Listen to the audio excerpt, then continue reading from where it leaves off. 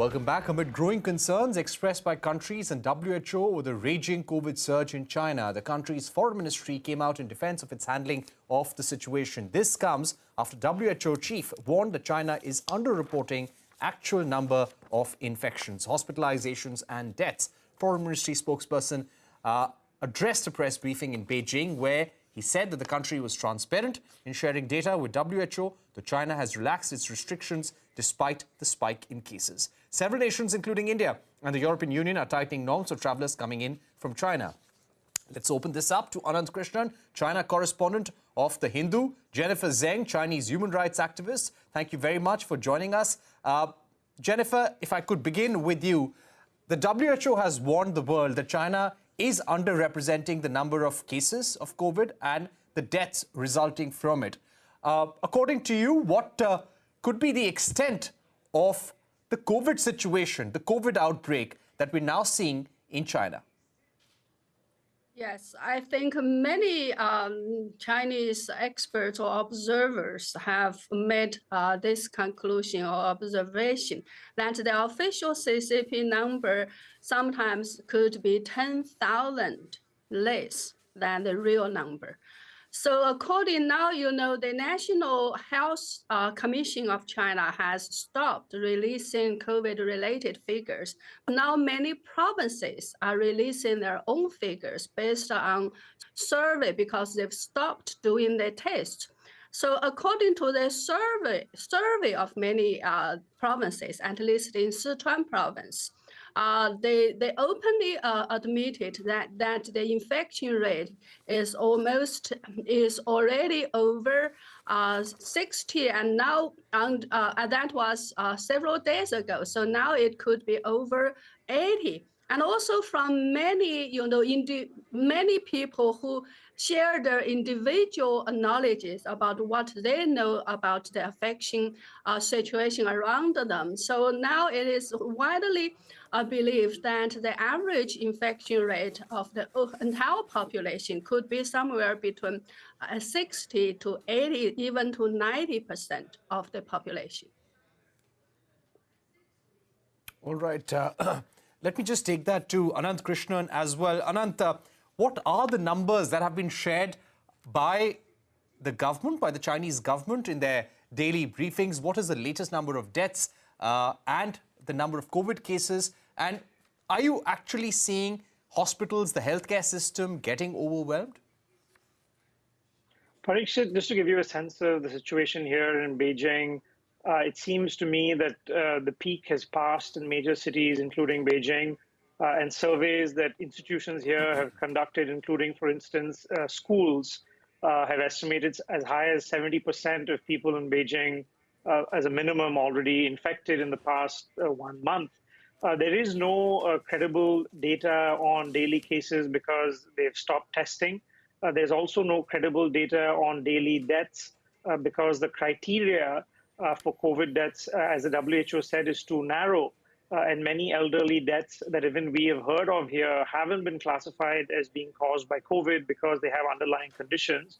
But what I can tell you, Parikshit, is that even if I think the chaos that we saw from 2 weeks ago is somewhat eased because the peak has passed, it's very clear that there's been a huge number of elderly deaths from what you see from crematoria in Beijing and other cities in China. Recently, Parikshit, someone that I know who lost a relative in Beijing was telling me that there's a waiting period right now in the Chinese capital for 10 days for having a body cremated. And that's because crematoriums are pretty much working overtime. So there's no doubt that there's a huge number of elderly deaths, given that there are 12 million Chinese above the age of 80 who haven't completed 3 doses that are needed to prevent hospitalization and death. And the numbers, of course, aren't reflecting what you're seeing among elderly deaths. There's no doubt about it. And the second worry, Parikshit, right now is even though the peak has passed and you're seeing some normalcy in cities like Beijing, traffic is back, restaurants are full again. The problem now, Parikshit, is that there's a fear of these infections spreading to rural areas because many Chinese will be going home for the Chinese New Year holiday on January 20th onwards. And even though resources in Beijing have been stretched, the situation will be far worse in smaller towns which have nowhere near the hospital infrastructure that even big cities, which have been overwhelmed, have. So I think the next 1 month, 2 months is going to be a very rocky period here in China, Parikshit. Right.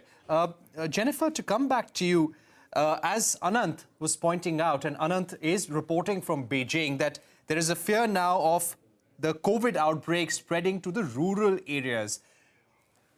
Which parts of China, according to you, have been the worst affected so far? According to the internal document of the National Health Commission, of course, that's not openly published. I think they initially said Beijing and Sichuan province as the most, heavily affected provinces or cities.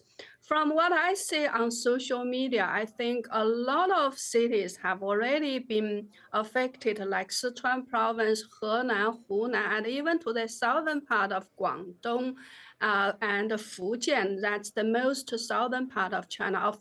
Of course, the situation in the northeast China was very very bad from the very beginning. So it seems like the entire China is affected or is and in a very quickly fashion. And that is another problem that I think puzzled many people in China. Now, I do agree that the situation in the countryside would be much, much worse than in the big cities because the lack of the conditions and the medical resources. And in the past few days, I've shared some videos of, in the countryside, people have already burned the dead bodies, in the open. And also, like yesterday, I shared one video of on a very short street, there were at least 8 families holding funeral services for their loved ones. So in that condensed, it's only maybe about less than 500 meters distance. 8 families were holding funerals to their families. That was, I think, in Guiyang City in Guizhou. So that was southwest China. So now I think the situation is very serious in entire China.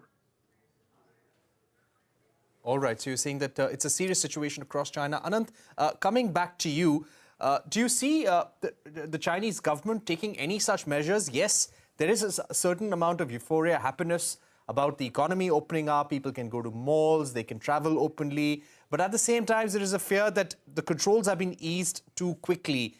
Could we see some measures being taken by the Chinese government? And also, do you expect some sort of retaliation against India and other nations who have started imposing some amount of curbs, testing curbs on travelers coming from China? Well, Parikshit, there were new health protocols. The 10th edition of health protocols was released in Beijing just today.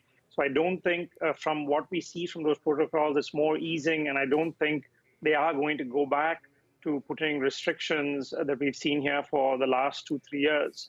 It seems to me that I think their best sort of hope is to let it spread as quickly as possible, to achieve herd immunity, and to get people back at work and the economy back ticking by the second quarter of next year, since probably Q1 of 2023 will be a write-off. So I think their best sort of hope is to just get it over with and kind of metaphorically rip the Band-Aid off, so to speak, even though that's going to mean mass deaths among elderly in the short term. And I think that in terms of measures that they've warned, it's difficult to see what they will do, Parikshit, because even with China's opening on January 8th to international travelers, China itself is requiring all foreign arrivals to take PCR tests before traveling to China. And that is the requirement that other nations are asking of Chinese travelers. So in that sense, I think some officials that I've spoken to from other countries are a little bit puzzled, given that China itself is going to be asking for that requirement. But at the same time, I think that Parikshit, health experts are saying that so far there have been no new variants discovered in China. I know there's been some alarm about this in India, but the reason for the spread, most cases here have actually been mild. But the reason it spread so fast is because essentially a first wave nationally in China, and it's a population with low immunity. It's not that so far, at least, and hopefully you won't see a worse variant that's emerged. But so far that hasn't happened yet, Parikshit. That's something that we should also note. All right, we've run out of time, but Anand Krishnan, Jennifer Zing, thank you very much for joining us here on Global Eye and explaining us the worrying state of affairs with the COVID outbreak in China. With that, it's a wrap on this edition of Global Eye. Thank you for watching. Goodbye.